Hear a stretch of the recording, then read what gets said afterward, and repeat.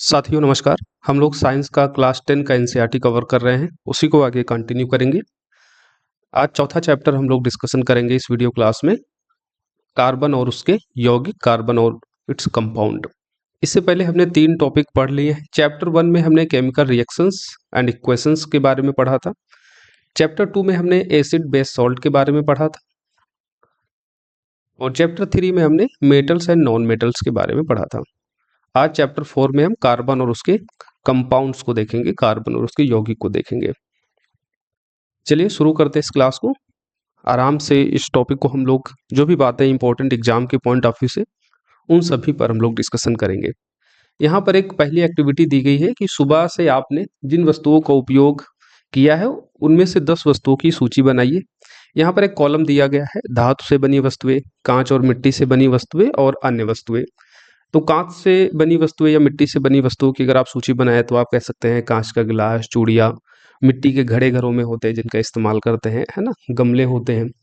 उसी तरीके से धातु की बनी वस्तुओं में चम्मच, चाबी जो स्टील या एल्युमिनियम की बनी होती हैं, ताला हो गया, सोने चांदी के आभूषण हो गए, ये सब धातु से बनी वस्तुएं हैं। अन्य वस्तुओं में देखें तो पेपर, न्यूज़पेपर, कागज, कपड़े, प्लास्टिक की बोतलें, बाल्टी, मग, लकड़ी के जो हमारे घरों में सामान होते हैं, भोजन, ये कुछ अन्य वस्तुएं हो सकती हैं। यहाँ हमने जो अन्य वस्तुओं की सूची बनाई, इन सभी में कार्बन मौजूद होता है और उसका पता कैसे लगाते हैं? जब आप इन यौगिकों को जलाएंगे तो उसमें कार्बन डाइऑक्साइड गैस रिलीज होगी। इसके अतिरिक्त जो भी सजीव सामान्य हैं, जो लिविंग थिंग हैं, वो भी कार्बन पर आधारित होती है, उनमें भी कार्बन मौजूद होता है। यहाँ एक बड़ा इंटरेस्टिंग पॉइंट यह है, इसको आप लोग समझिएगा। भूपर्टी तथा वायुमंडल में अत्यंत अल्प मात्रा में कार्बन उपस्थित है, यानी जो हमारी पृथ्वी की भूपर्टी है और जो वायुमंडल है, इन दोनों में ही कार्बन की जो मात्रा है वो बहुत ही थोड़ी है, अत्यंत अल्प मात्रा में कार्बन मौजूद है। भूपर्टी की बात करें तो कार्बोनेट, हाइड्रोजन कार्बोनेट, कोयला, पेट्रोलियम के रूप में ये केवल 0.02% है। इस फैक्ट को याद रखिएगा। और वायुमंडल में 0.036% कार्बन डाइऑक्साइड गैस उपस्थित है। तो वायुमंडल में और भूपर्टी में दोनों में ही अत्यंत अल्प मात्रा में कार्बन उपस्थित है। लेकिन कार्बन के कुछ ऐसे गुण हैं, आगे हम उनको समझेंगे, जिसके चलते मिलियन ऑफ कंपाउंड हमको कार्बन के देखने को मिलते हैं।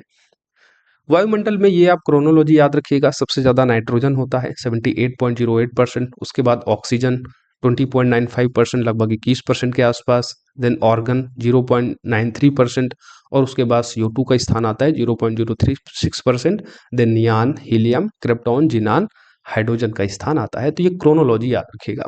अब हम आगे देखेंगे जो इसकी पहली यूनिट है, कार्बन में आबंध, सहसंयोजी आबंध।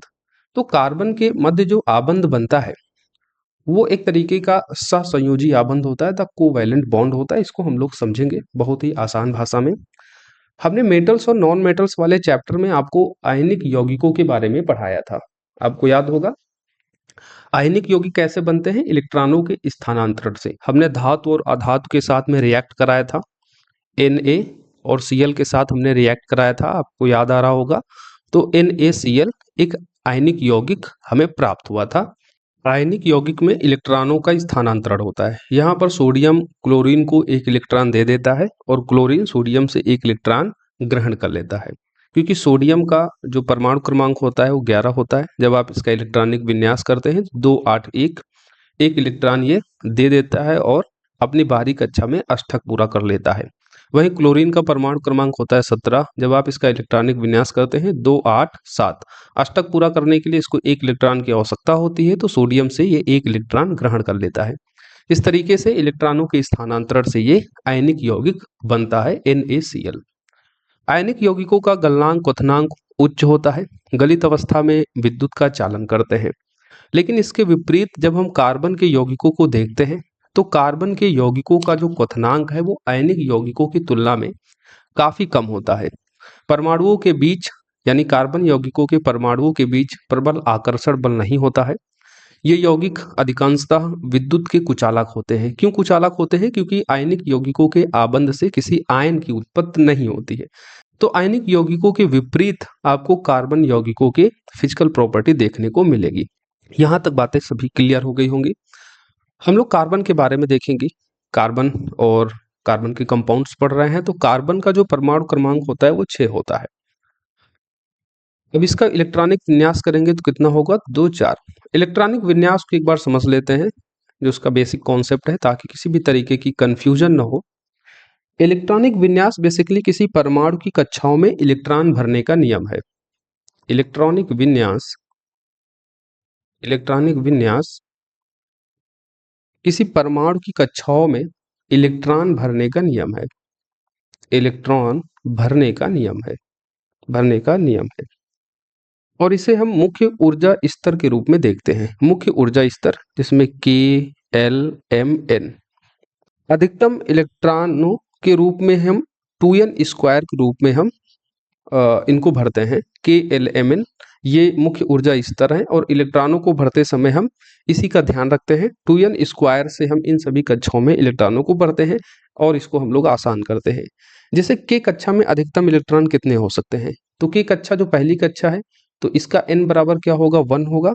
तो इसमें अधिकतम इलेक्ट्रॉनों की संख्या कितनी होगी, 2 इंटू n का स्क्वायर करेंगे, n है 1, तो कितना हो जाएगा, बराबर 2। L जो दूसरी कक्षा होगी, तो इसका n बराबर कितना होगा, 2। तो इसमें अधिकतम इलेक्ट्रॉन कितने हो सकते हैं, तो 2n स्क्वायर के फॉर्मूले से हम भरते हैं, तो 2 इंटू n है 2, तो 2 का पावर 2 हो जाएगा, 2 दूना 4 दूना 8, राइट। तो L कक्षा में अधिकतम 8 इलेक्ट्रॉन होंगे। देन M कक्षा में कितना होगा, उसी तरीके से 2 इंटू 3 का पावर 2 हो जाएगा, तो 3 त्रिके 9 दूना 18। M कक्षा में अधिकतम 18 इलेक्ट्रॉन होते हैं। और N कक्षा की बात करें तो N बराबर यहाँ 4 हो जाएगा, तो 2 इंटू 4 की पावर 2, 4 चौक 16 दूना 32। तो इस तरीके से K कक्षा में अधिकतम 2 इलेक्ट्रॉन होंगे, L कक्षा में अधिकतम 8 होंगे, M कक्षा में अधिकतम 18 और N कक्षा में अधिकतम 32 इलेक्ट्रॉन होते हैं। जब आप इलेक्ट्रॉनों को परमाणु कक्षाओं में भरते हैं, तो यहाँ पर एक चीज याद रखना कि किसी बाहरी कक्षा में अधिकतम 8 इलेक्ट्रॉन ही रह सकते हैं। किसी बाहरी कक्षा में अधिकतम 8 इलेक्ट्रॉन ही रह सकते हैं। 8 इलेक्ट्रॉन ही रह सकते हैं। अब जैसे हम लोग सोडियम का इलेक्ट्रॉनिक विन्यास करते हैं, सोडियम का परमाणु क्रमांक 11 होता है। जब हम इसका इलेक्ट्रॉनिक विन्यास करते हैं तो 2, अब इसके बाद ये नहीं कर सकते हैं कि 11 पूरा करने के लिए हम 9 रख दें, नहीं। बाहरी कक्षा में अधिकतम 8 इलेक्ट्रॉन ही रह सकते हैं, तो 2 8, अब बचा 1, तो 1 हम ऐसे रखेंगे, राइट। यहाँ तक चीजें समझ में आ गई हो। इसी तरीके से हम लोग इलेक्ट्रॉनिक विन्यास करते हैं। जैसे क्लोरीन का हमने किया था, क्लोरीन का परमाणु क्रमांक 17 होता है, तो 2 8, अब बचे कितने, 7। तो बाहरी कक्षा में अधिकतम 8 इलेक्ट्रॉन ही होंगे, इस बात को आप याद रखिएगा, राइट। अब कार्बन की बात करें तो कार्बन का परमाणु क्रमांक होता है 6। जब आप इसका इलेक्ट्रॉनिक विन्यास करते हैं तो 2 और 4 होता है। तो इसकी जो संयोजकता होती है वो कितनी होती है, 4 हो जाती है। जो बाहरी कक्षा में जो इलेक्ट्रॉन होते हैं बेसिकली वही उसकी संयोजकता का द्योतक होती है। अब यहाँ पर एक चीज समझने की आवश्यकता है कि जो परमाणु होता है वो हमेशा स्थिर रहना चाहता है। जो परमाणु होता है वो हमेशा स्थिर होना चाहता है, और इसके लिए वो चाहता है कि उसकी बाहरी कक्षा में 2 या 8 इलेक्ट्रॉन हो। उसकी बाहरी कक्षा में 2 या 8 इलेक्ट्रॉन हो। तो 2 या 8 इलेक्ट्रॉन करने के लिए अपनी बाहरी कक्षा में या तो वो इलेक्ट्रॉन ग्रहण करेगा या तो वो इलेक्ट्रॉनों को त्यागेगा। यदि बाहरी कक्षा में 1 2 3 इलेक्ट्रॉन है तो वो परमाणु दे देता है, और यदि 5 6 7 है तो इलेक्ट्रॉन ले लेता है, जैसा हमने सोडियम और क्लोरीन के केस में देखा। सोडियम के बाहरी कक्षा में 1 इलेक्ट्रॉन होता है तो वो इलेक्ट्रॉन को त्याग देता है, और फिर बाहरी कक्षा में उसके 8 इलेक्ट्रॉन बचते हैं। क्लोरीन के केस में हमने देखा था उसकी बाहरी कक्षा में 7 इलेक्ट्रॉन होते हैं, तो अपना अष्टक पूरा करने के लिए बाहरी कक्षा में 8 इलेक्ट्रॉन हो जाए, इसके लिए क्या करता है, 1 इलेक्ट्रॉन ये ग्रहण कर लेता है। लेकिन कुछ परमाणु आपस में इलेक्ट्रॉनों को साझा करके बंध बनाते हैं, और इसे ही कहते हैं सहसंयोजक बंध। कुछ परमाणु आपस में इलेक्ट्रॉनों को साझा करके बंध बनाते हैं, इसको कहते हैं हम सहसंयोजक बंध। जैसे हाइड्रोजन के साथ में बंध बना लेता है। इसकी इस तरीके से कुछ संरचना होती है, यहाँ दिया भी गया है। जैसे हाइड्रोजन की बाहरी कक्षा में 1 इलेक्ट्रॉन होता है, तो इसको 2 करने के लिए 1 और इलेक्ट्रॉन की आवश्यकता होती है। तो ये हाइड्रोजन के साथ बंध बना लेता है। यहाँ ये हाइड्रोजन इसके साथ का इलेक्ट्रॉन ले लेता है, और ये वाला इसके साथ का ले लेता है। इस तरीके से जो हाइड्रोजन है इन दोनों के बाहरी कक्षा में 2 इलेक्ट्रॉन हो जाते हैं। इसी तरीके से ऑक्सीजन को देखें तो ऑक्सीजन और ऑक्सीजन के मध्य दोहरा बंध बनता है। जब एक इलेक्ट्रॉन साझा हो रहा होता है तो एकल बॉन्ड बनता है, जब दो इलेक्ट्रॉनों का साझा हो रहा होता है तो डुअल बॉन्ड, और जब तीन इलेक्ट्रॉनों का साझा होता है तो त्रिआबंध बनता है, ट्रिपल बॉन्ड बनता है। ऑक्सीजन का इलेक्ट्रॉनिक विन्यास करेंगे तो इसकी परमाणु संख्या होती है 8। इलेक्ट्रॉनिक विन्यास करते हैं तो 2 और 6 होता है, यानी इसको 2 इलेक्ट्रॉनों की आवश्यकता होती है। तो इस तरीके से ये साझा करके डुअल बॉन्ड बनाता है। नाइट्रोजन नाइट्रोजन की परमाणु संख्या होती है 7। जब आप इसका इलेक्ट्रॉनिक विन्यास करते हैं तो 2 और 5 होता है। इसको 3 इलेक्ट्रॉनों की आवश्यकता पड़ती है ताकि इसके बाहरी कक्षा में 8 इलेक्ट्रॉन हो जाए। तो ये नाइट्रोजन के मध्य ट्रिपल बॉन्ड बनता है, 3 इलेक्ट्रॉनों को ये आपस में साझा करता है। अब यहाँ एक चीज समझने की आवश्यकता है, कार्बन की बाहरी कक्षा में होते हैं 4 इलेक्ट्रॉन। अब इसके पास 2 विकल्प यहाँ पर आप सोच सकते हैं। अपनी बाहरी कक्षा में 8 पूरा करने के लिए 4 इलेक्ट्रॉन ग्रहण कर ले, या फिर अपनी बाहरी कक्षा में 2 इलेक्ट्रॉन रहने के लिए 4 इलेक्ट्रॉनों को त्याग दे। इसके पास 2 विकल्प हो सकते हैं, ऐसा आप सोच सकते हैं। लेकिन इस केस में ये दोनों ही विकल्प यहाँ काम नहीं करते हैं। जब किसी परमाणु के सबसे बाहरी कक्षा में 4 इलेक्ट्रॉन होते हैं तो वह ना तो 4 इलेक्ट्रॉन किसी से ले सकता है और ना ही अपने 4 इलेक्ट्रॉन पूरी तरीके से किसी को दे सकता है। इसके बजाय वह अपना अष्टक पूरा करने के लिए अन्य परमाणुओं के साथ इलेक्ट्रॉनों की साझेदारी करता है, और इस प्रकार के संयोजन को ही हम सहसंयोजन बंध कहते हैं। और जब 4 किसी परमाणु के बाहरी कक्षा में आपको इलेक्ट्रॉन दिखे तो ये समझ लीजिए कि वह सहसंयोजन बंध ही बनाएगा, क्योंकि 4 इलेक्ट्रॉन ना तो वो दे सकता है ना ही वो ले सकता है, क्योंकि इसके लिए बहुत अधिक ऊर्जा की आवश्यकता होती है जो सामान्य परिस्थितियों में संभव नहीं होता है। अब यही बात यहाँ पर बताई गई है। तो कार्बन अपने अन्य परमाणुओं तथा अन्य तत्वों के परमाणुओं के साथ संयोजकता, इलेक्ट्रॉनों की साझेदारी करके इस समस्या को सुलझाता है। तो कार्बन के अलावा एक परमाणु और है, इसको कहते हैं हम सिलिकॉन। क्या कहते हैं? सिलिकॉन। सिलिकॉन जिसकी परमाणु संख्या होती है 14। जब आप इसका इलेक्ट्रॉनिक विन्यास करते हो तो 2 और 4, इसके बाहरी कक्षा में भी 4 इलेक्ट्रॉन होते हैं। तो कार्बन और सिलिकॉन ही ऐसे तत्व हैं, कार्बन और सिलिकॉन ऐसे तत्व हैं जिनकी बाहरी कक्षा में 4 इलेक्ट्रॉन और होते हैं, और हमेशा ये सहसंयोजक बंध बनाते हैं। ये हमेशा सहसंयोजक बंध बनाते हैं, सहसंयोजक बंध बनाते हैं।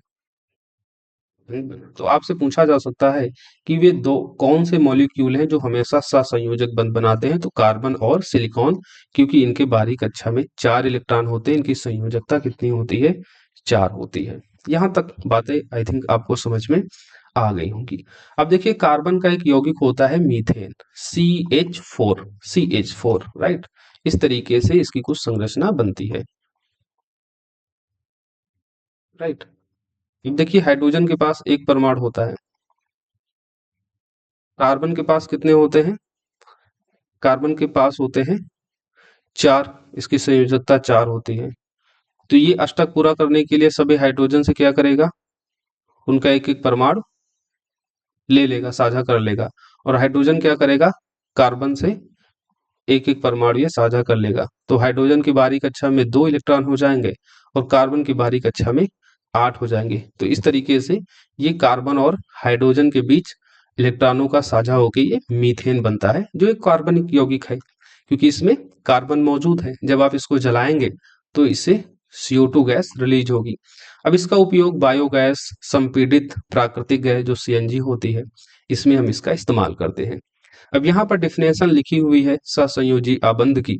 दो परमाणुओं के बीच इलेक्ट्रॉनों के एक युग्म की साझेदारी के द्वारा बनने वाले आबंध सहसंयोजी आबंध कहलाते हैं। सहसंयोजी आबंध वाले अणुओं में भीतर तो प्रबल आबंध होता है, लेकिन इनका अंतरा अणु बल दुर्बल होता है। जो इंटरमोलिक्यूलर फोर्स होता है वो दुर्बल होता है। इसका क्या मतलब? अब मान लीजिए आपने जो गिलास लिया उसमें पानी है, H2O है, H2O है। H2O के बीच जो आबंध है वो तो प्रबल होगा, वो तो प्रबल होगा। पूरे गिलास में H2O भरा हुआ है, एक H2O यहाँ है, एक यहाँ है, एक यहाँ है, एक यहाँ है। तो इनके बीच जो बल होगा, क्योंकि इनके बीच जो दूरी है वो भी काफी है, तो ये जो बल होगा इंटरमोलिक्यूलर फोर्स, ये दुर्बल होगा, H2O के बीच तो प्रबल बल होगा, लेकिन जो इनका अंतरा आणुक बल है वो दुर्बल होगा। ये बात आपको समझ में आ गई।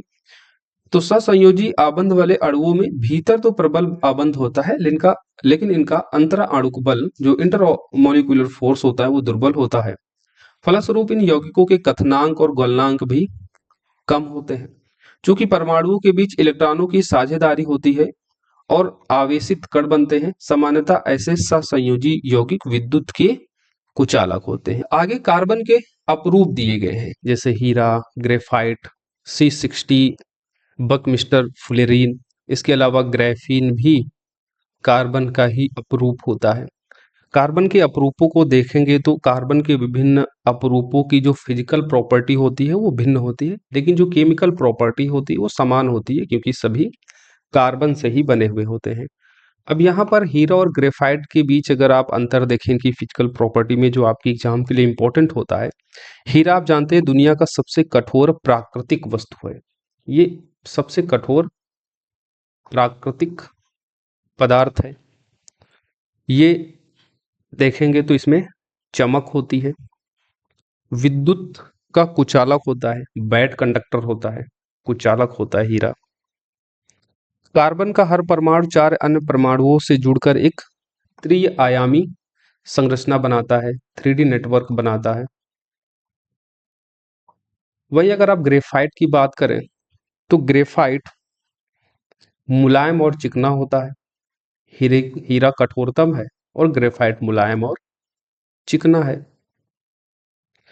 या भूरे या काले रंग का होता है, भूरे या काले रंग का होता है। इसमें कोई विशेष चमक नहीं होती है। हीरा विद्युत का कुचालक है, वहीं ग्रेफाइट विद्युत का चालक होता है, चालक होता है। और हमने मेटल्स वाले चैप्टर में पढ़ा था कि ग्रेफाइट एक अधातु है, और अधातु विद्युत के बैड कंडक्टर होते हैं, कुचालक होते हैं, लेकिन ग्रेफाइट एक अपवाद है जो अधातु होते हुए भी ये विद्युत का चालक होता है। राइट। अष्टकोणीय व्यू मिलता है यहाँ, यहाँ ग्रेफाइट में आपको अष्टकोणीय व्यू मिलता है। ये भी आपके एग्जाम के लिए इंपॉर्टेंट हो जाता है। अष्टकोणीय व्यू मिलता है। ग्रेफाइट की संरचना में अष्टकोणीय तल एक दूसरे के ऊपर व्यवस्थित होते हैं। तो कार्बन के अपरूपों में हीरे और ग्रेफाइट को हमने देखा कि कैसे इनकी फिजिकल प्रॉपर्टी एक दूसरे से भिन्न है। इसके अलावा C60 बकमिस्टर फ्लोरीन भी कार्बन का अपरूप है। ग्राफीन कार्बन का द्विआयामी अपरूप है। ये आपके एग्जाम में पूछा जाता है कि कार्बन का द्विआयामी अपरूप कौन सा है, तो ग्राफीन है। नेक्स्ट यूनिट है कार्बन की सर्वोतमुखी प्रकृति, versatile nature of carbon. Carbon का वर्सेटाइल नेचर इसके दो गुणों के कारण होता है। आगे हम उसी पर डिस्कस करेंगे, लेकिन हमने आपको पहले क्या बताया था कि भूपर्पटी वायुमंडल में कार्बन की अल्प मात्रा है, लेकिन इसके बावजूद कार्बन की यौगिकों की अगर आप गणना करेंगे तो आपको मिलियंस में कार्बन यौगिक मिलेंगे। डेली लाइफ में जो भी चीजें हम अपने आसपास देखते हैं, जो सामान्य यूज करते हैं, उनमें अधिकतर सामान्य ऐसे होते हैं जो कार्बन यौगिक के तौर पर होते हैं, उनमें कार्बन मौजूद होता है। और कार्बन को पहचानने का एक साधारण तरीका है, आप उस यौगिक को जलाएंगे तो उससे कार्बन डाइऑक्साइड गैस रिलीज होगी। कार्बन के ऐसे कौन से गुण हैं जो उसको वर्सेटाइल बनाते हैं? तो पहला है उसकी कैटनेशन गुण, श्रृंखलन गुण, और दूसरा जो उसकी संयोजकता होती है, 4 होती है। कितनी होती है? 4 होती है। एक तरीके से कार्बन के 4 हाथ है। राइट, कार्बन के 4 हाथ है, जो कार्बन कार्बन के साथ में जुड़ जाता है और ये अन्य यौगिकों के साथ जुड़कर भी एक नया यौगिक बना लेता है। आगे हम उसी के बारे में डिटेल में डिस्कस करेंगे। तो पहले हम देख लेते हैं इसका कैटनेशन गुण, श्रृंखलन गुण। कार्बन में कार्बन के ही अन्य परमाणुओं के साथ आबंध बनाने की अद्वितीय क्षमता होती है, जिससे बड़ी संख्या में अणु बनते हैं। इस गुण को कहते हैं श्रृंखलन। इन यौगिकों में कार्बन की लंबी श्रृंखला, जैसे अगर आप कार्बन की श्रृंखला बनाते चले तो कितनी भी लंबी ये बना सकते हैं, कितनी भी लंबी आप इसे बना सकते हैं। और इसके हाथ होते हैं 4, तो आगे ये अन्य को भी जोड़ सकता है। इस तरीके से इसकी कितनी भी लंबी आप श्रृंखला बना सकते हैं। साथ ही कार्बन के परमाणु एक, द्वि, त्रि आबंध से जुड़ सकते हैं। कार्बन कार्बन के सिंगल बॉन्ड के साथ जुड़ सकता है, डबल बॉन्ड के साथ, ट्रिपल बॉन्ड के साथ। तो इस तरीके से ये सिंगल, डुअल, ट्रिपल बॉन्ड के साथ जुड़ सकता है। कार्बन परमाणुओं के बीच केवल एक बंध होता है तो जुड़े हुए कार्बन यौगिक को हम संतृप्त यौगिक कहेंगे। जैसे CH4 हो गया, तो ये सिंगल बॉन्ड के साथ जुड़ा होता है, तो एक तरीके से ये संतृप्त यौगिक है। वहीं द्वि और त्रि आबंध वाले कार्बन यौगिक असंतृप्त यौगिक कहलाते हैं। कार्बन यौगिकों में जिस सीमा तक श्रृंखलन का गुण पाया जाता है वह किसी और तत्व में नहीं मिलता है। कार्बन की श्रृंखला अगर देखें तो काफी लंबी श्रृंखला हो सकती है, यानी कार्बन को कितना भी लंबा आप इस तरीके से जोड़ सकते हैं। कार्बन की विभिन्न शाखाएं भी होती हैं, कुछ इस तरीके से भी कार्बन को जोड़ सकते हैं। वलय के आकार में भी इसकी संरचना होगी, यानी कुछ इस तरीके से, राइट। तो विभिन्न श्रृंखलाओं, शाखाओं, वलय के माध्यम से ये जुड़ते हैं, अलग अलग अणुओं के साथ में जुड़कर ये नए यौगिक बनाते हैं। हाइड्रोजन, ऑक्सीजन, क्लोरीन, सल्फर, इन सभी के साथ ये जुड़कर एक नया कंपाउंड बना लेते हैं। Single bond, dual bond, triple bond के साथ ये जुड़ सकते हैं। सिंगल बॉन्ड के साथ जो जुड़े कार्बन यौगिक होते हैं उनको हम संतृप्त यौगिक कहते हैं, और जो डुअल ट्रिपल बॉन्ड के साथ जुड़े कार्बनिक यौगिक होते हैं उनको हम असंतृप्त यौगिक कहते हैं। कार्बन यौगिक में जिस सीमा तक श्रृंखलन का ये गुण होता है, कैटनेशन का जो ये फीचर्स होता है, वो किसी और तत्व में नहीं मिलता है। सिलिकॉन हाइड्रोजन के साथ यौगिक बनाते हैं जिनमें 7 या 8 परमाणुओं तक श्रृंखला हो सकती है। तो कार्बन के अलावा एक सिलिकॉन है, इसकी भी संयोजकता 4 होती है। सिलिकॉन हाइड्रोजन के साथ यौगिक बनाता है और 7-8 परमाणुओं तक इसकी श्रृंखला हो सकती है। यानी ऑक्सीजन के कार्बन के बाद एक सिलिकॉन ऐसा तत्व है जिसकी श्रृंखला लंबी होती है, लेकिन ये कार्बन की तुलना अगर इससे करेंगे तो ये सिलिकॉन भी 7-8 परमाणुओं तक की श्रृंखला के बाद इसकी श्रृंखला रुक जाती है। कार्बन को कितना भी लंबा आप इसकी श्रृंखला बना सकते हैं। सिलिकॉन हाइड्रोजन के साथ यौगिक बनाता है, 7-8 परमाणुओं तक इसकी श्रृंखला हो सकती है। सिलिकॉन के जो यौगिक होते हैं अति अभिक्रियाशील होते हैं, वहीं कार्बन आप जानते हैं कम क्रियाशील होता है। सामान्य परिस्थितियों में अन्य तत्वों के साथ ये आसानी से प्रतिक्रिया नहीं करता है, लेकिन उच्च तापमान पर ऑक्सीजन, हाइड्रोजन, सल्फर, क्लोरीन जैसे तत्वों के साथ क्रिया करके ये कंपाउंड बनाता है। कार्बन कार्बन आबंध अत्यधिक प्रबल होता है, यह स्थायी होता है, फलस्वरूप अनेक कार्बन परमाणुओं के साथ आपस में जुड़े हुए अनेक यौगिक प्राप्त होते हैं। कार्बन की संयोजकता कितनी होती है? 4 होती है। अच्छा, जिस भी परमाणु की संयोजकता 4 होती है उसको हम कहते हैं टेट्रावैलेंट। तो वह परमाणु या यौगिक जिसकी संयोजकता 4 होती है उसको हम टेट्रावैलेंट कहते हैं, जैसे कार्बन और सिलिकॉन। कार्बन की संयोजकता 4 होती है, एक तरीके से इसके 4 हाथ होते हैं। 4 हाथ होते हैं, चारों तरफ से ये अन्य परमाणुओं या कुछ अन्य संयोजक तत्वों को जोड़ सकता है। तो इसमें कार्बन के 4 अन्य परमाणुओं अथवा कुछ अन्य एक संयोजक तत्वों के परमाणुओं के साथ आबंध बनाने की क्षमता होती है, जैसे oxygen, hydrogen, nitrogen, sulphur, chlorine या अनेक तत्वों के साथ कार्बन की यौगिक बनते हैं। तो हमने 2 गुण देखे कार्बन के, जो कार्बन के नेचर को वर्सेटाइल बनाते हैं। कार्बन के यौगिक जो मिलियंस में हमको मिलते हैं उसके पीछे एक तो कार्बन का कैटनेशन गुण, उसके श्रृंखलन का गुण है, और दूसरा कार्बन की जो संयोजकता होती है वो 4 होती है, राइट। कार्बनिक यौगिक हमें अधिकतर प्राकृतिक पदार्थों से मिलते हैं, प्राकृतिक पदार्थों, इसलिए कार्बनिक यौगिकों को हम ऑर्गेनिक केमिस्ट्री में पढ़ते हैं। लेकिन प्रयोगशाला में बनने वाला सबसे पहला कृत्रिम कार्बनिक यौगिक यूरिया हम देखते हैं, जिसको 1828 में फ्रेडरिक होलर के द्वारा बनाया गया था। फ्रेडरिक होलर ने विटॉल फोर्स थ्योरी को गलत साबित किया यहाँ, जिसके अनुसार बताया गया था कि कार्बनिक यौगिक केवल जीवित जीवों में ही बन सकते हैं, यानी जो कार्बनिक यौगिक होते हैं वो प्राकृतिक पदार्थों से ही प्राप्त किए जा सकते हैं, जीवित जीवों में ही बन सकते हैं।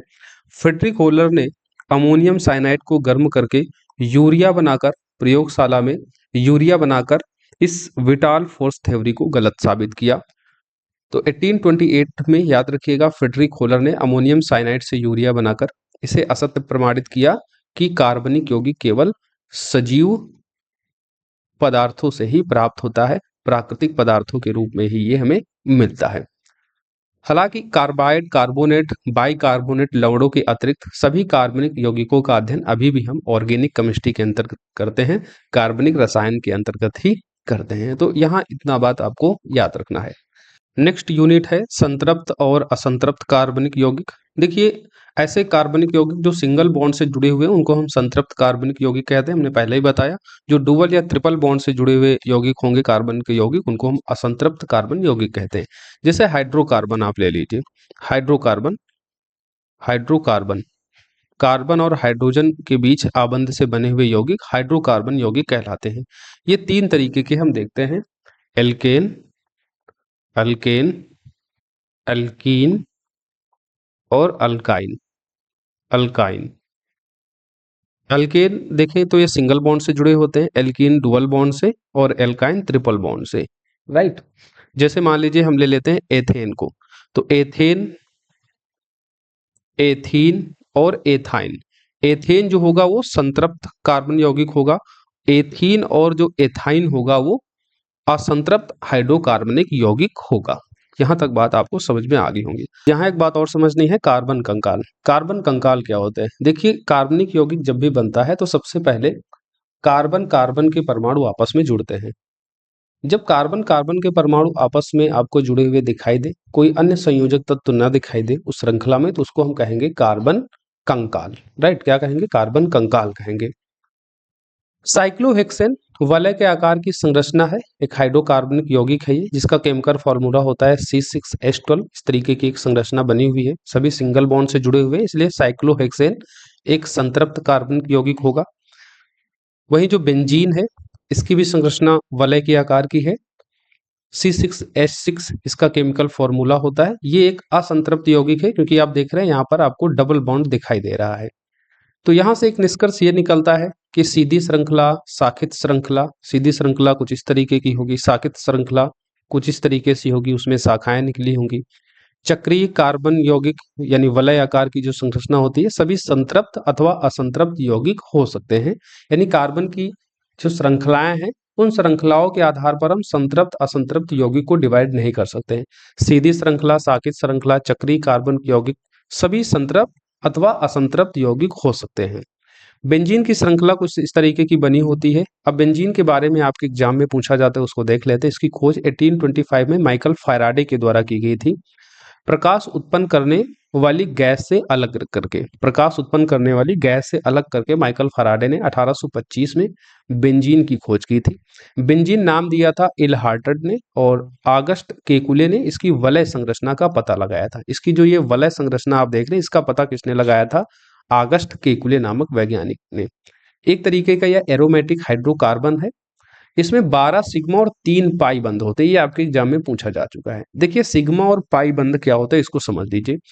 केवल एक सिंगल बॉन्ड, एक सिग्मा बॉन्ड होता है, इस बात को समझिए। जहां भी आप एक सिंगल बॉन्ड देखेंगे, इसका मतलब है कि वो एक सिग्मा बॉन्ड है।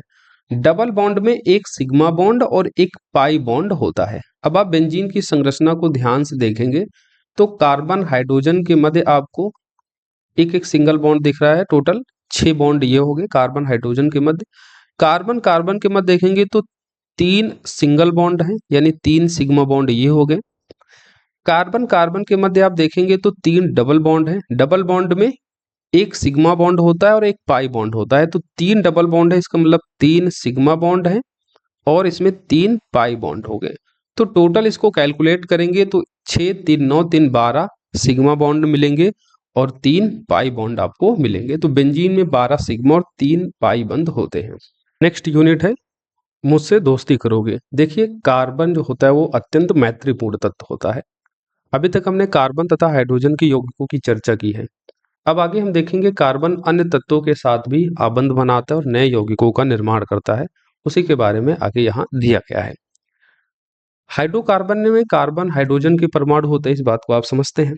जब इस श्रृंखला में एक या अधिक हाइड्रोजन को हटाकर कोई दूसरा परमाणु या परमाणुओं का समूह आकर जुड़ता है, तो उसे कहते हैं हम प्रकार्यात्मक समूह। क्या कहते हैं? प्रकार्यात्मक समूह कहते हैं। जो बाहरी परमाणु कार्बन श्रृंखला से जुड़ता है उसको हम कहते हैं विषम परमाणु। और इस समूह के जुड़ने के बाद में, यानी जब हाइड्रोजन को प्रतिस्थापित करके कोई दूसरा परमाणु या परमाणु समूह जुड़ता है, तो पूरे यौगिक की जो रासायनिक गुण होते हैं, जो केमिकल प्रॉपर्टी होती है, वो पूरी तरीके से बदल जाती है। अब उसके गुण कार्बन श्रृंखला की लंबाई और प्रकृति पर निर्भर नहीं करते हैं।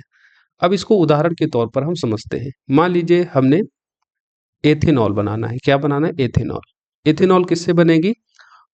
एथेन में जब आप OH जोड़ेंगे, OH समूह जोड़ेंगे, अल्कोहल जोड़ेंगे, एथेन का केमिकल फॉर्मूला होता है C2H6। ये होता है एथेन का फॉर्मूला C2H6। अब इसकी अगर आप संरचना बनाएंगे तो किस तरीके से बनेगी? CCHH, राइट, कुछ इस तरीके से इसकी संरचना बनती है। अब हमको बनाना है एथेनॉल, तो हम क्या करेंगे? एक हाइड्रोजन को हम हटा देंगे और उसकी जगह पर हम क्या जोड़ देंगे? OH, अल्कोहल, राइट, अल्कोहल को हम जोड़ देंगे OH, राइट। अल्कोहल का प्राकृतात्मक समूह क्या होता है? प्राकृतात्मक समूह का फॉर्मूला क्या होता है? OH होता है। तो अब ये बन जाएगा C2H5OH। तो OH जोड़ने के लिए हमने क्या किया? एक हाइड्रोजन को प्रतिस्थापित कर दिया और उसकी जगह पर हमने एक प्राकार्यात्मक समूह को जोड़ दिया। अब कार्बन श्रृंखला के साथ जो प्राकार्यात्मक समूह जुड़ता है, तो बाहरी श्रृंखला में कार्बन के साथ जो तत्व जुड़ता है वो विषम परमाणु होता है। तो यहाँ कार्बन के साथ जुड़ कौन सा रहा है? O जुड़ रहा है। तो O यानी ऑक्सीजन यहाँ पर क्या होगा? इसका विषम यौगिक होगा। क्या होगा? विषम यौगिक, विषम यौगिक। कभी कभी आपको प्राकार्यात्मक समूह और विषम परमाणु दोनों समान भी मिल सकता है, जैसे क्लोरोमीथेन में हमें देखने को मिलता है। क्लोरोमीथेन का फॉर्मूला होता है CH3Cl। मेथेन में हम क्लोरो प्राकार्यात्मक समूह को जोड़कर हम बनाते हैं। अब जैसे मान लीजिए ये है आपका मेथेन CH4, कुछ इस तरीके से इसकी संरचना होगी। H चारों तरफ जुड़ा हुआ होगा सिंगल बॉन्ड में। अब हमको क्लोरोमेथेन बनाना है तो हमको Cl जोड़ना पड़ेगा। Cl जोड़ने के लिए हमने एक H को प्रतिस्थापित करके यहाँ पर Cl जोड़ दिया, Cl जोड़ दिया। अब ये बन गया CH3Cl क्लोरोमीथेन। तो यहाँ कार्बन श्रृंखला के साथ जो जुड़ रहा है वो Cl जुड़ रहा है। Cl क्या हो गया?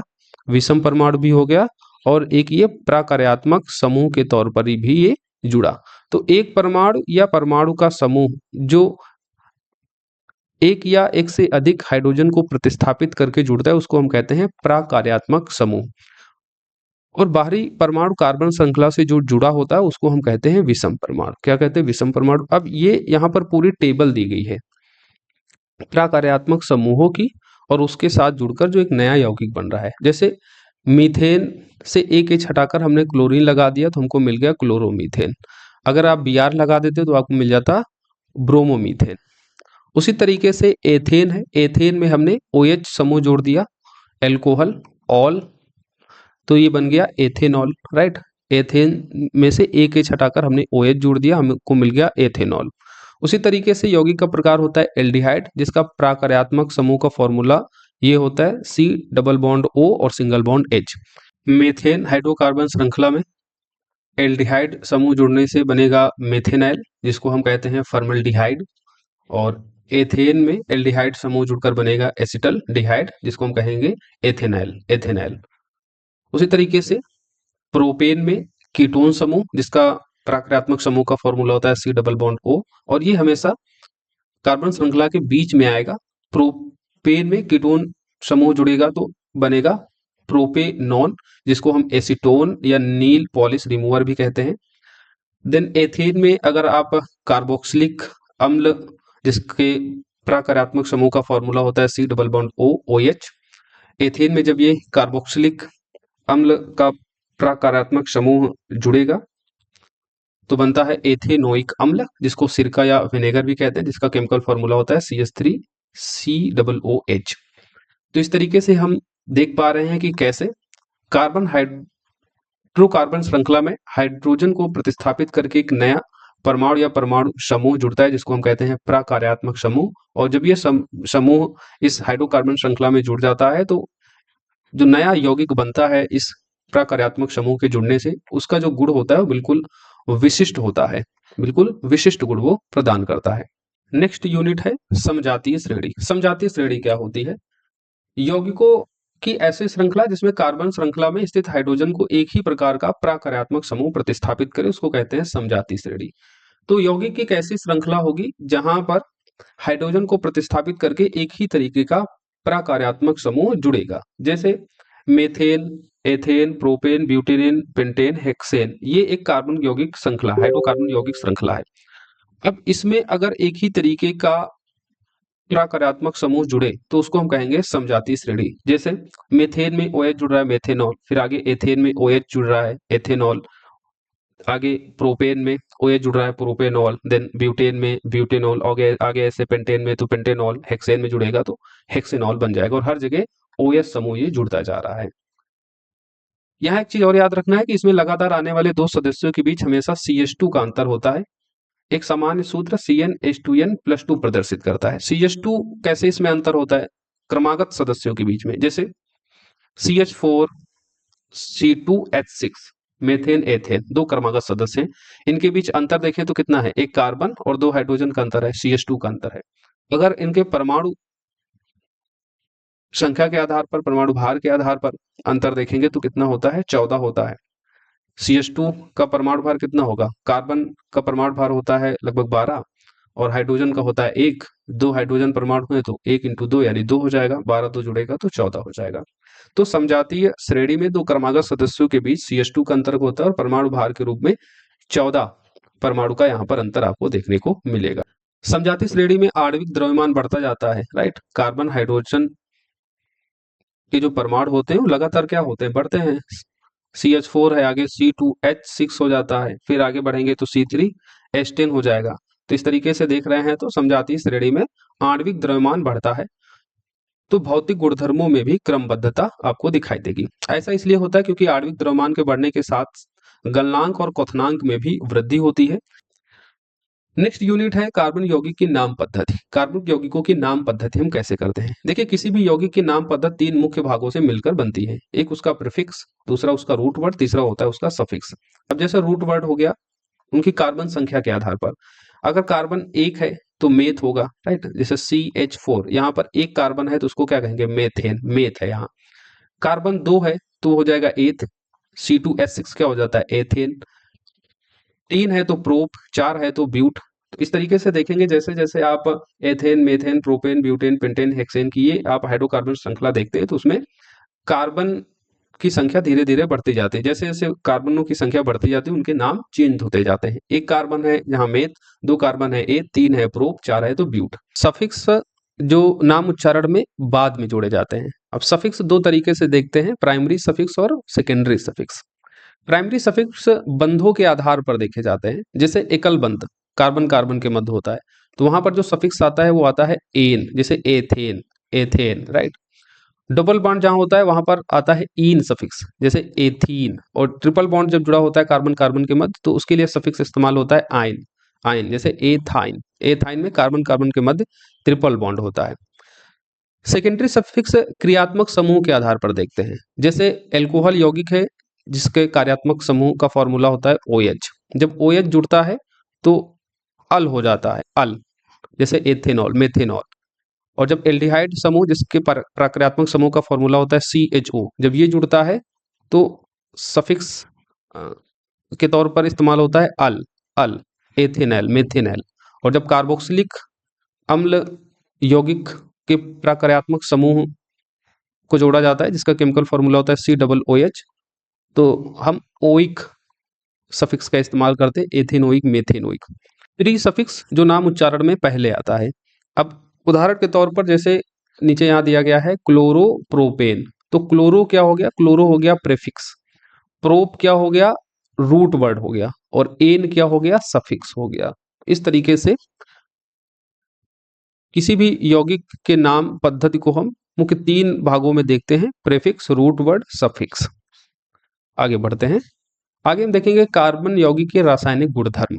नेक्स्ट यूनिट है कार्बन यौगिक के रासायनिक गुणधर्म को समझने के लिए हम 4 चीजों को पढ़ते हैं। एक तो दहन, कंबंशन, उसके ऑक्सीकरण को स्टडी करते हैं, संकलन अभिक्रिया उसकी देखते हैं, और प्रतिस्थापन अभिक्रिया को देखते हैं। प्रतिस्थापन, दहन, ऑक्सीकरण, संकलन, प्रतिस्थापन, इनके बारे में हम स्टडी करेंगे कार्बनिक यौगिक के रासायनिक गुणधर्म को समझने के लिए। दहन यानी कंबंशन, जब किसी कार्बनिक यौगिक को आप जलाएंगे, उसका दहन करेंगे, राइट, और जलाने के लिए हमको ऑक्सीजन की आवश्यकता पड़ेगी। तो कार्बनिक यौगिक को जब भी आप जलाएंगे ऑक्सीजन वहां पर प्रेजेंट होगा तभी वो जलेगा, तो हमें क्या मिलेगा, उष्मा। जलेगी तो उष्मा और प्रकाश तो होगा ही। और हमने आपको पहले बताया था कार्बनिक यौगिक जब भी जलता है तो उससे कार्बन डाइऑक्साइड गैस निकलती है। तो सभी अपरूपों में जहां कार्बन मौजूद है, कार्बन के सभी यौगिकों में ऑक्सीजन में दहन करने पर उष्मा प्रकाश के साथ कार्बन डाइऑक्साइड गैस हमको मिलेगी। यहाँ पर सारे उसके रिएक्शन दिए गए हैं। नीचे एक एक्टिविटी दी गई है और इसमें बताया गया है कि आप नैफ्थलीन, कपूर और एल्कोहल को जलाइए और जलाने के बाद ये समझने की कोशिश कीजिए उसकी प्रकृति कैसी है, वहां से धुआं कैसा निकल रहा है, धुआं निकल रहा है कि नहीं निकल रहा है। तो अगर आप नैफ्थलीन को जलाएंगे तो येलो सूटी फ्लेम के साथ वो जलेगा। और जो पीली ज्वाला होती है, पीली ज्वाला जो काले धुएं के साथ हमको दिखाई देती है, ये खराब ज्वाला मानी जाती है ना। धुएं वाली ज्वाला किसको पसंद होती है। वहीं जब आप कैम्फोर को जलाएंगे तो क्लीन एंड ब्राइट लेस सूटी फ्लेम के साथ ये जलता है। और एल्कोहल को जब आप जलाते हैं तो क्लीन एंड ब्लू फ्लेम के साथ ही जलता है। एल्कोहल जो कंप्लीट कंबंशन को इंडिकेट करता है, नीली ज्वाला के साथ जलता है। नीली ज्वाला अच्छी ज्वाला मानी जाती है, स्वच्छ ज्वाला मानी जाती है। नैफ्थलीन असंतृप्त कार्बनिक यौगिक है और एल्कोहल कैम्फोर संतृप्त कार्बनिक यौगिक है। यहाँ ये बताने की कोशिश की जा रही है कि जो असंतृप्त कार्बनिक यौगिक होते हैं वो अत्यधिक काले धुएं वाली ज्वाला निकालते हुए जलते हैं, और जो संतृप्त कार्बनिक यौगिक होते हैं वहां से स्वच्छ ज्वाला निकलती है। लेकिन अगर संतृप्त हाइड्रोकार्बनिक यौगिक को जलाते समय वायु की आपूर्ति सीमित कर दे तो यहां से भी कजली ज्वाला निकलेगी। कंप्लीट कंबंशन के लिए ऑक्सीजन की बेहतर आपूर्ति आवश्यक होती है। सामान्यतः संतृप्त हाइड्रोकार्बन स्वच्छ ज्वाला के साथ निकलते हैं, लेकिन वायु की आपूर्ति अगर आप सीमित कर देंगे तो ये भी कजली ज्वाला के साथ में जलेंगे। कोयले तथा पेट्रोलियम जैसे ईंधनों में कुछ मात्रा में नाइट्रोजन तथा सल्फर होती है। इनके दहन के फलस्वरूप सल्फर तथा नाइट्रोजन की ऑक्साइड का निर्माण होता है जो पर्यावरण में प्रमुख प्रदूषक होते हैं। यहां तक सारी बातें समझ में आ गई होंगी। अब आगे देखते हैं। केवल गैसीय पदार्थों के जलने पर ही ज्वाला उत्पन्न होती है, इस बात को याद रखिएगा। केवल गैसीय पदार्थों के जलने पर ही ज्वाला उत्पन्न होती है। जैसे लकड़ी या तार कोल जब आप जलाते हैं तो उसमें उपस्थित वाष्पशील पदार्थ जब तक गैसीय फॉर्म में वाष्पीकृत होते हैं तब तक उसमें ज्वाला दिखाई देगी, अदरवाइज फिर उसमें आपको ज्वाला देखने को नहीं मिलेगी। जैसे लकड़ी को जब आप जलाते हैं तो स्टार्टिंग फेज में उसमें मौजूद वाष्पशील पदार्थ जब वाष्पीकृत होता है जो कि गैसीय फॉर्म में होता है, जब तक वाष्पशील पदार्थ उसमें मौजूद होता है और वाष्पीकृत होता रहता है तब तक उस लकड़ी के जलने पर ज्वाला आपको दिखाई देती है। जैसे ही वाष्पशील पदार्थ वो खत्म हो जाता है तो फिर लकड़ी की ज्वाला आपको देखने को नहीं मिलती है ना। कोयला तथा पेट्रोलियम का निर्माण कैसे होता है। कोयला पेट्रोलियम का निर्माण जैव मात्रा से होता है, जैविक पदार्थों से हुआ है जो विभिन्न जैविकी तथा भूवैज्ञानिक प्रक्रियाओं पर निर्भर करता है। कोयला लाखों वर्ष पुराने वृक्षों, फर्न, अन्य पौधों के अवशेष होते हैं वो नीचे दब गए, संभवतः भूकंप, ज्वालामुखी फटने के कारण चट्टानों की परतों के नीचे दब गए, धीरे धीरे इनका क्षय हुआ और फिर ये बाद में कोयला बन गए। इसी तरीके से तेल तथा गैसें लाखों वर्ष पुराने छोटे समुद्री पौधों तथा जीवों के अवशेष हैं। उनके मृत होने पर उनके शरीर समुद्र तल में डूब गए और गाद से ढक गए। उन मृत अवशेषों पर बैक्टीरिया के आक्रमण हुए। बैक्टीरिया के आक्रमण से प्रबल दाब के कारण तेल तथा गैसों का निर्माण हुआ। इसी बीच गाद धीरे धीरे दबकर चट्टाने बन गई और चट्टानों के छिद्रित भाग से फिर तेल तथा गैसों का रिसाव हुआ। तो ये पूरी यहाँ पर स्टोरी लाइन दी गई है कि कैसे कोयले पेट्रोलियम का निर्माण हुआ। राइट, नेक्स्ट यूनिट है ऑक्सीडेशन, ऑक्सीकरण। इसको समझ लेते हैं। ऑक्सीकरण की रासायनिक प्रक्रिया होती है तो आपको तीन मुख्य लक्षण दिखाई देंगे। एक तो इलेक्ट्रॉन बाहर निकलने की स्थिति आपको वहां दिखाई देगी, ऑक्सीजन का जुड़ाव दिख रहा होगा और हाइड्रोजन का ह्रास दिख रहा होगा। तीन मुख्य लक्षण आपको दिखाई देंगे।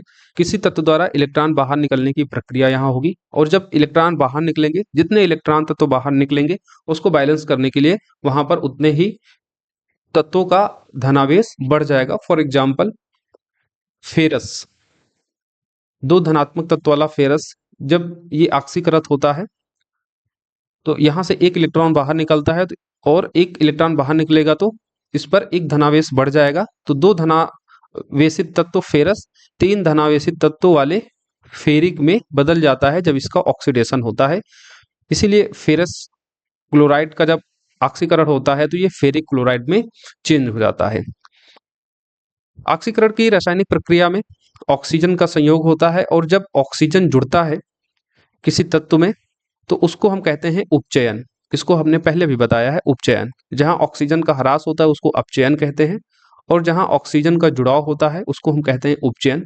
तो ऑक्सीडेशन के केमिकल रिएक्शन को हम उपचयन प्रक्रिया भी कहते हैं। हाइड्रोजन यहाँ पर आपको दिखाई देगा कि हाइड्रोजन का ह्रास हो रहा है ऑक्सीडेशन की प्रक्रिया में। अब ऑक्सीडेशन रिएक्शन का यहाँ पर एक बेहतर एग्जाम्पल दिया गया है कि कैसे एथेनॉल का क्षारीय पोटेशियम परमैंगनेट या अम्लीकृत पोटेशियम डाइक्रोमेट की उपस्थिति में जब ये गर्म होता है तो ये एथिनोइक एसिड बनता है, जिसको हम लोग एसिटिक एसिड भी कहते हैं। अब एथेनॉल में आप देख रहे होंगे 6 हाइड्रोजन है और 1 ऑक्सीजन है, लेकिन जब ये ऑक्सीकृत हो रहा है क्षारीय पोटेशियम परमैंगनेट अथवा अम्लीकृत पोटेशियम डाइक्रोमेट की उपस्थिति में, तो आप देख रहे होंगे जब एथेनोइक एसिड बन रहा है तो इसमें 4 हाइड्रोजन है, यानी हाइड्रोजन का ह्रास हो गया है, और ऑक्सीजन यहाँ आप देख रहे हैं एक की जगह पर 2 हो गए हैं, राइट। तो ऑक्सीजन जुड़ रहा है, हाइड्रोजन का ह्रास हो रहा है, तो ये ऑक्सीडेशन रिएक्शन का एग्जाम्पल हो जाता है। और जो पदार्थ ऑक्सीजन देते हैं, जिन पदार्थों में ऑक्सीजन देने की क्षमता होती है, उनको हम ऑक्सीकारक भी कहते हैं। तो यहाँ पर क्षारीय पोटेशियम परमैंगनेट अथवा जो अम्लीकृत पोटेशियम डाइक्रोमेट है, ये एक तरीके का ऑक्सीकारक पदार्थ है, ये एक तरीके की ऑक्सीकारक पदार्थ है क्योंकि इनमें ऑक्सीजन देने की क्षमता है। पोटेशियम डाइक्रोमेट के बारे में एक बात और जान लीजिए, ये भी आपके एग्जाम के लिए इंपॉर्टेंट हो जाता है। इसका उपयोग हम जो केमिकल ब्रेथलाइजर बनाया जाता है उसमें भी मुख्य रूप से करते हैं। अब ये केमिकल ब्रेथलाइजर का उपयोग कहाँ किया जाता है, आप देखते होंगे ट्रैफिक पुलिस इसी ब्रेथलाइजर का यूज करते हैं। कोई व्यक्ति एल्कोहल करके ड्राइविंग कर रहा है या नहीं, उसको चेक करने के लिए उनके पास एक मशीन होती है जो उसको हम ब्रेथलाइजर कहते हैं, और इस ब्रेथलाइजर में मुख्य रूप से ये पोटेशियम डाइक्रोमेट होता है। ब्रेथलाइजर में पोटेशियम डाइक्रोमेट के साथ में H2SO4 और AgNO3 को भी मिलाया जाता है, और देखा जाता है इस रासायनिक प्रक्रिया के दौरान जो नारंगी रंग का पोटेशियम डाइक्रोमेट होता है ये अपचयित होकर हरे रंग के क्रोमियम सल्फेट में बदल जाता है। और रंग बदलने की जो प्रक्रिया होती है जितनी तेज होती है, माना जाता है कि उस व्यक्ति ने उतनी ही ज्यादा अल्कोहल पी है, राइट।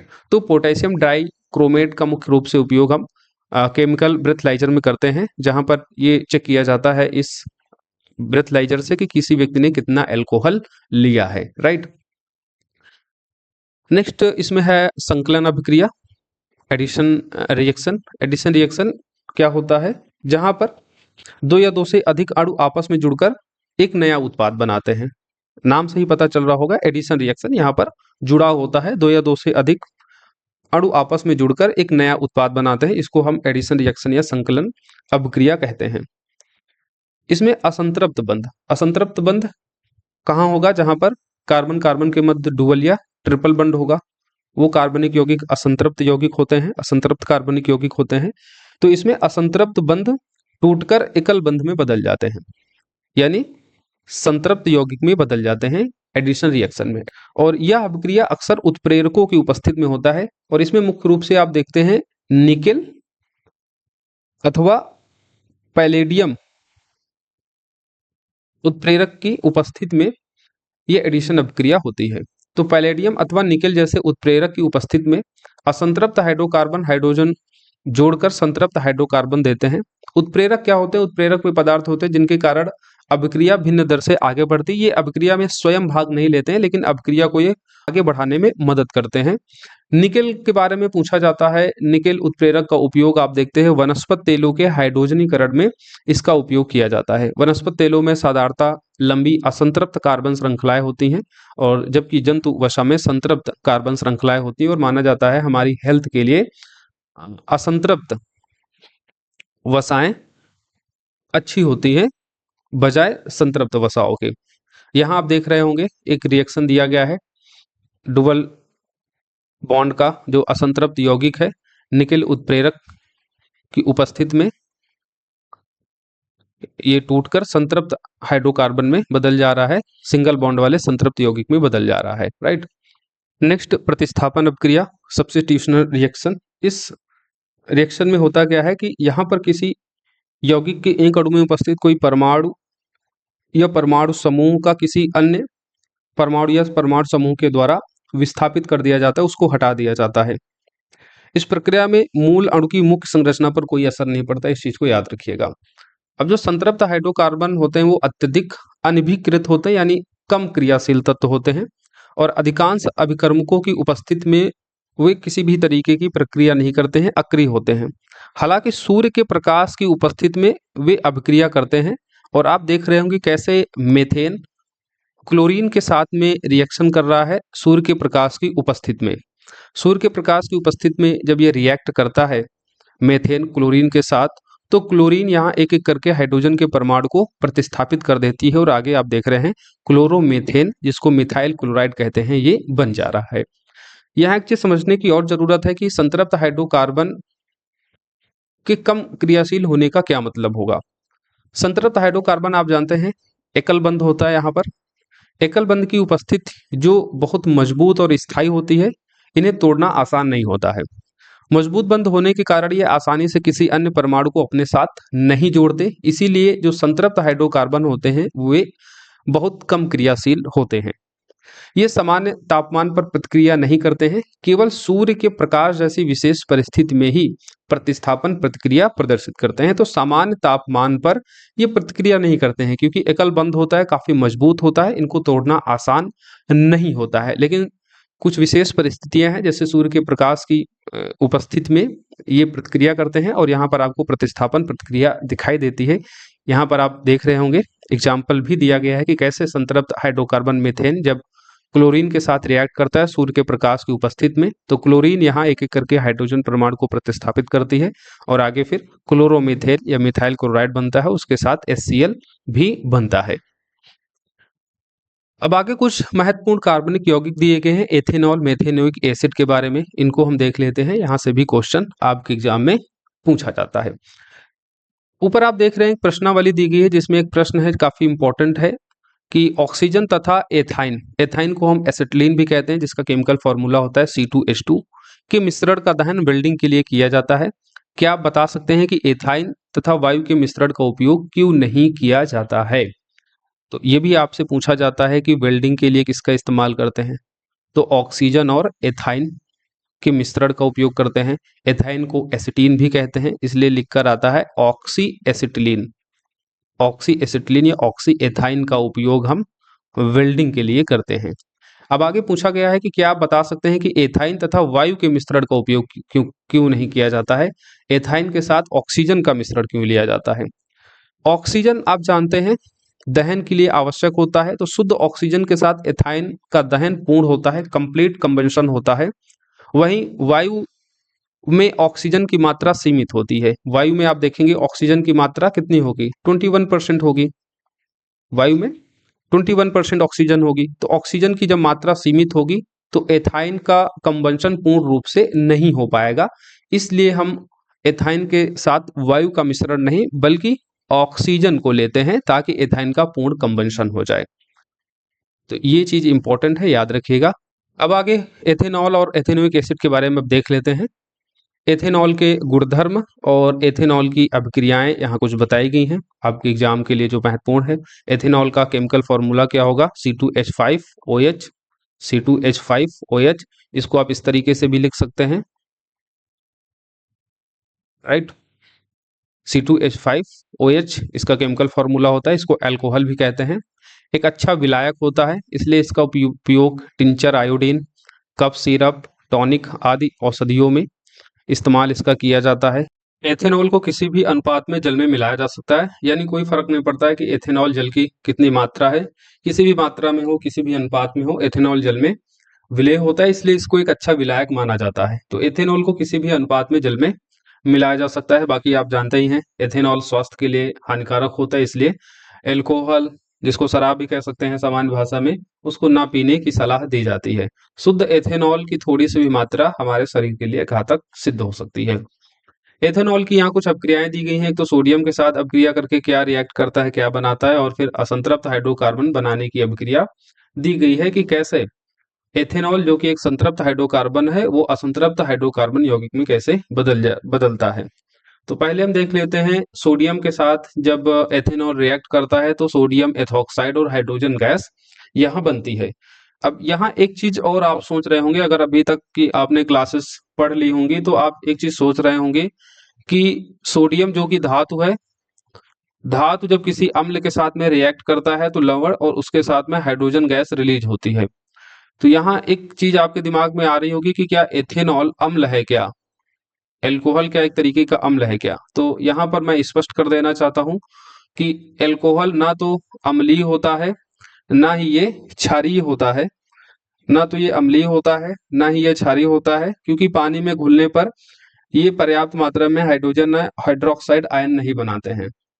तो जब कोई पदार्थ जल के साथ घुलकर हाइड्रोजन आयन बनाता है तो उसको हम अम्ल कहते हैं, और जब वो हाइड्रोक्सी आयन देता है तो उसको हम क्षार कहते हैं। एल्कोहल इन दोनों ही केस में जब जल में मिलता है ना तो हाइड्रोजन आयन देता है पर्याप्त मात्रा में, ना ही वो हाइड्रोक्सी आयन देता है, इसलिए एल्कोहल को उदासीन प्रकृति का माना जाता है। इसका पीएच कितना होता है, 7। जब पीएच 7 होगा तो उदासीन प्रकृति का होगा, पीएच 7 से कम होगा तो उसे अम्ल माना जाता है, और जब 7 से अधिक होता है तो उसे क्षार माना जाता है।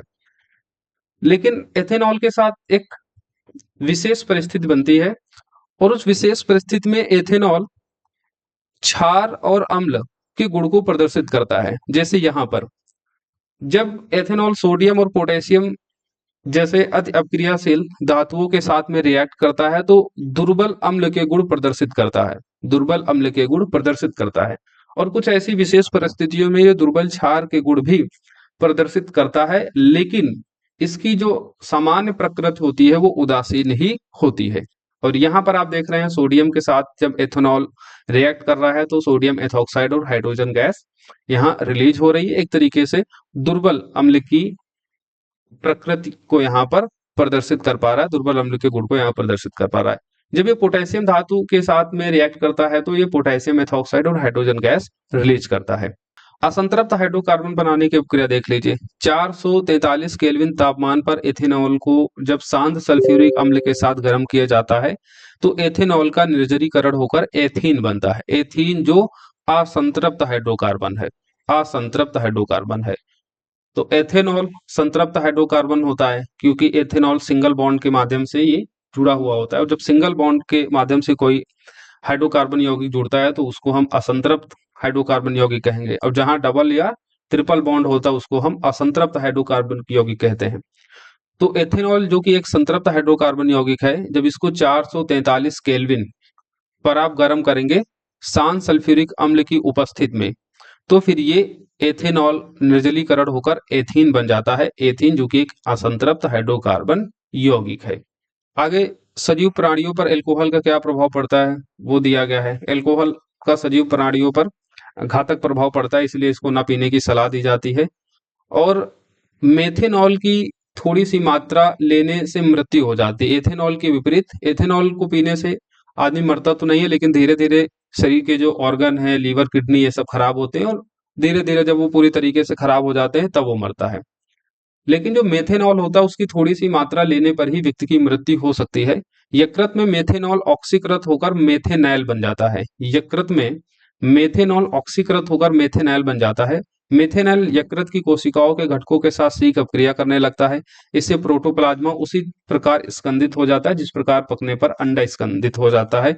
मेथेनॉल जो आंखों की तंत्रिका है उसको भी प्रभावित करता है, किसी व्यक्ति को ये अंधा बना सकता है, इसलिए मेथेनॉल की थोड़ी सी मात्रा व्यक्ति के मृत्यु का कारण बन सकती है। एथेनॉल एक महत्वपूर्ण औद्योगिक विलायक है। इसको निम्नलिखित जगहों पर उपयोग करते हैं, हमने ऊपर भी बताया था, tincture, iodine, cough syrup, tonic आदि में इसका उपयोग करते हैं। इसलिए इंडस्ट्रियल रूप से इसका उपयोग किया जाता है, और ये ध्यान रखा जाता है कि लोग इसका सेवन ना करें।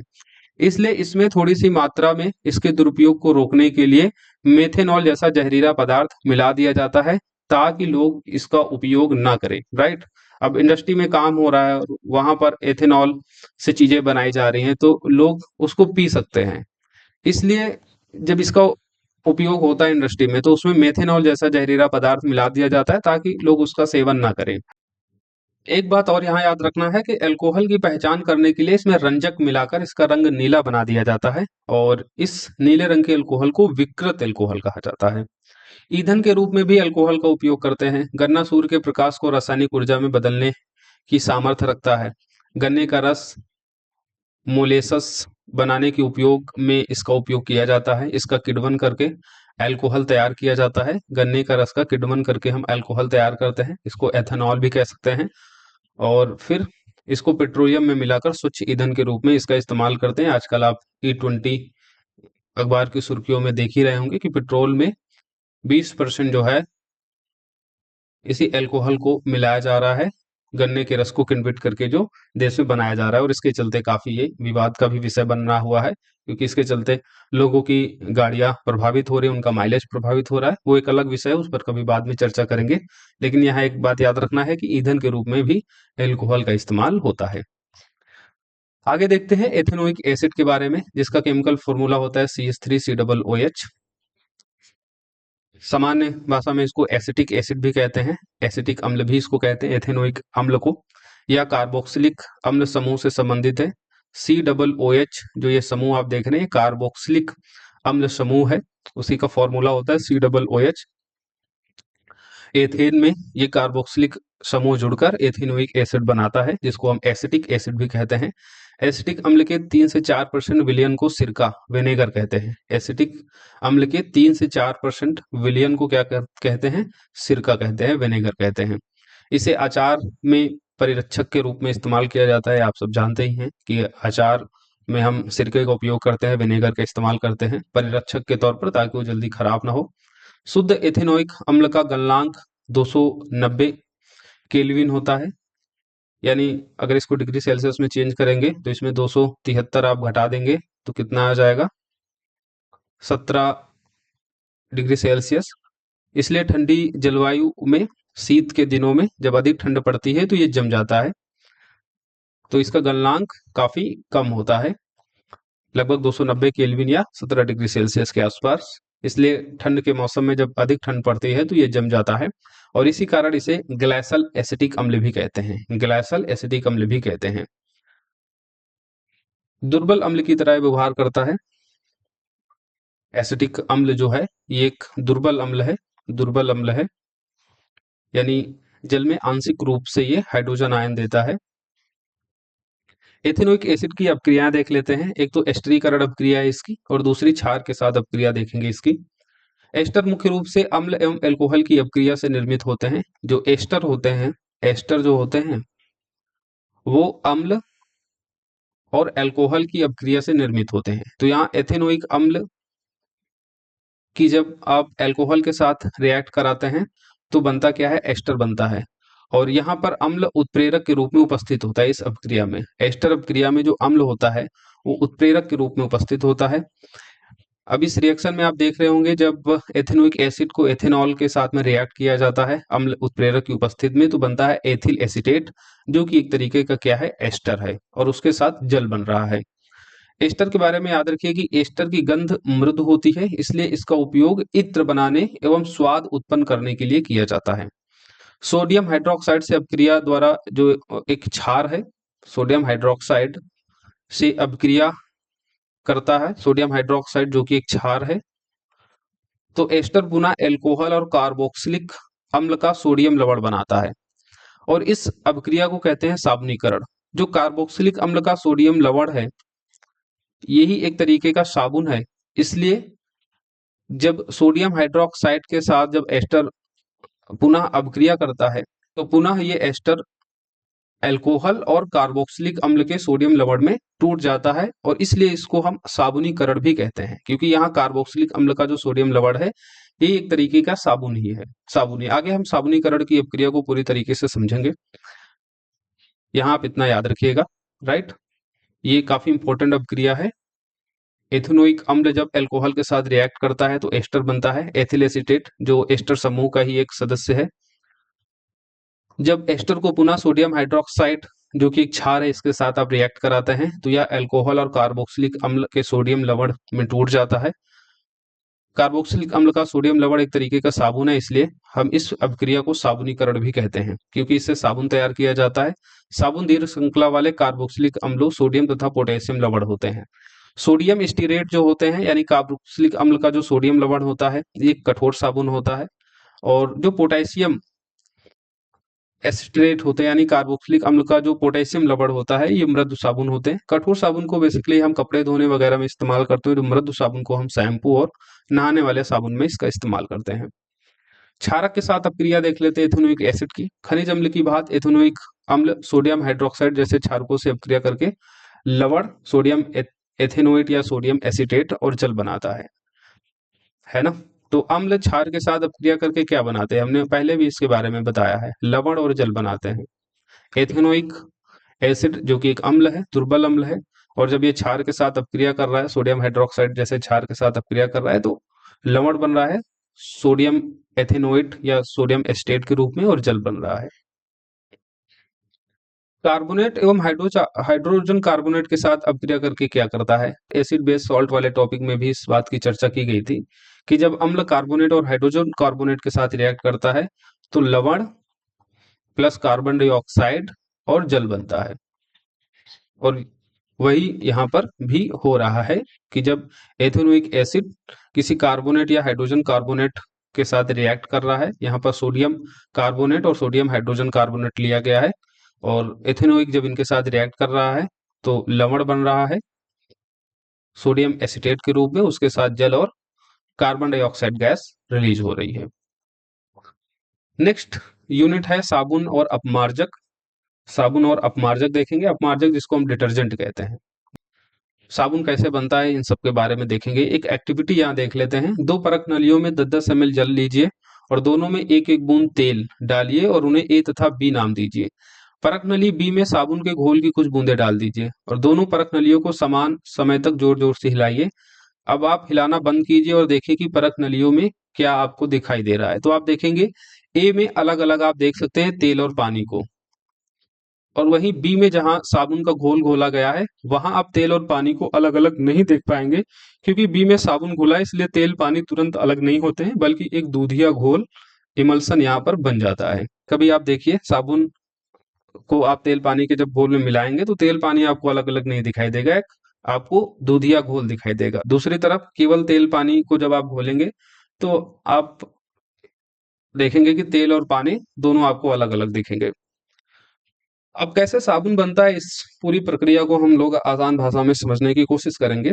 देखिए, जो अधिकांश मैल होते हैं वो तैलीय होते हैं। एक तो ये बात आप समझिए, जो अधिकांश जो मैल होते हैं, जो कपड़े में मैल होता है वो कैसा होता है, तैलीय होते हैं, तैलीय होते हैं।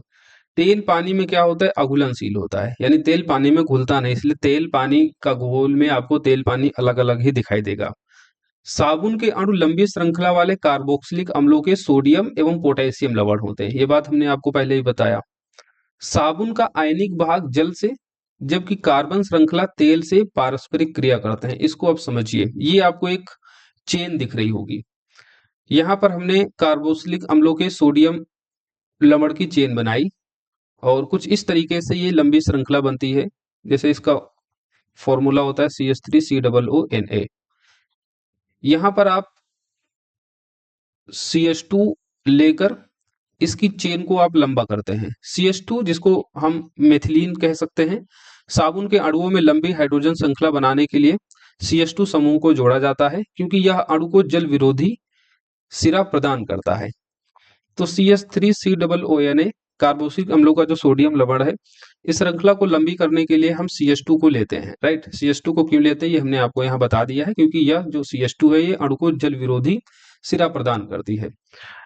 तो इस तरीके से एक चेन बन जाती है। CH3 जैसे हमने ये हो गया, हमने CH2 इसमें जोड़ा। अब ये कितनी भी लंबी आप श्रृंखला इसको आप बना सकते हैं, कितनी भी लंबी श्रृंखला बना सकते हैं, जिगजैग श्रृंखला ये बनती है, राइट। इसलिए ये जो आप देख रहे हैं, बेसिकली ये जो आप देख रहे हैं ये कार्बन श्रृंखला है, ये कार्बन श्रृंखला ही है। और ये जो कार्बन श्रृंखला है, ये जो कार्बन श्रृंखला है, ये तेल से पारस्परिक क्रिया करती है, यानी इसको तेल अच्छा लगता है। ये जो आप अंदर देख रहे हैं एक पीले कलर का, ये तेल की बूंद है। तो जो कार्बन श्रृंखला है इसको तेल अच्छा लगता है, और दूसरी तरफ जो इसका आयनिक भाग है, ये आप देख रहे हैं सोडियम लवण, यहाँ पर पोटेशियम भी हो सकता था।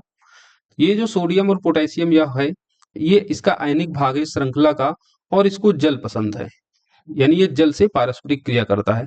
और ये जो आप पूरी श्रृंखला देख रहे हैं इसको हम कहते हैं मीसेल श्रृंखला। क्या कहते हैं, मीसेल संरचना। तो यहाँ पर मीसेल का निर्माण होता है। तो इस प्रकार साबुन के अणु मीसेल संरचना बनाते हैं, तैयार करते हैं, जहां अणु का एक सिरा तेल के कण की ओर और तेल के कण की ओर तथा आयनिक सिरा बाहर की ओर होता है। इससे पानी में इमल्सन बनता है तथा इस प्रकार पानी का मीसेल मैल को पानी बाहर निकालने में मदद करता है और हमारे कपड़े साफ हो जाते हैं, यानी दोनों विपरीत दिशा में रिएक्ट करते हैं। कार्बन श्रृंखला तेल की बूंद की तरफ, मैल की तरफ यानी, और जो उसका आयनिक सिरा है वो जल की तरफ रिएक्ट करता है।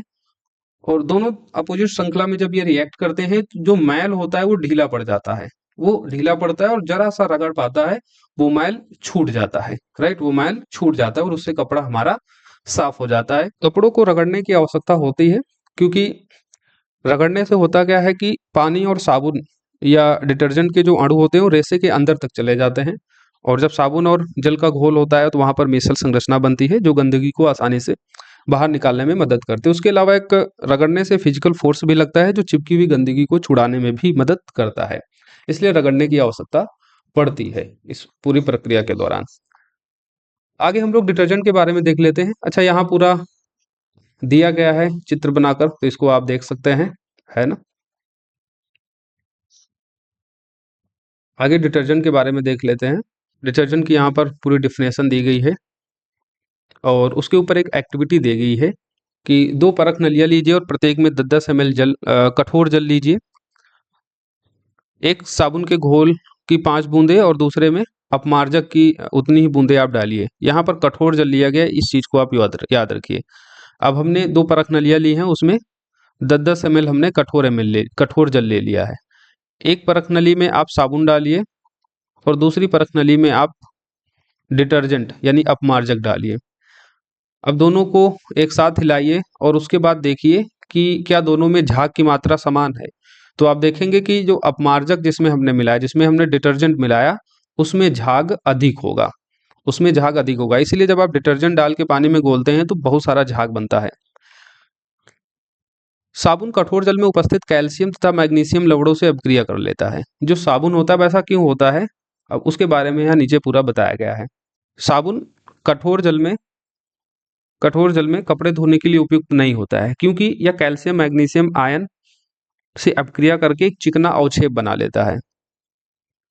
साबुन का इस्तेमाल हम कठोर जल में कपड़े धोने में नहीं करते हैं क्योंकि कठोर जल में उपस्थित जो कैल्शियम और मैग्नीशियम होता है उसके साथ ये साबुन रिएक्ट करके एक चिकना अवक्षेप बना लेता है।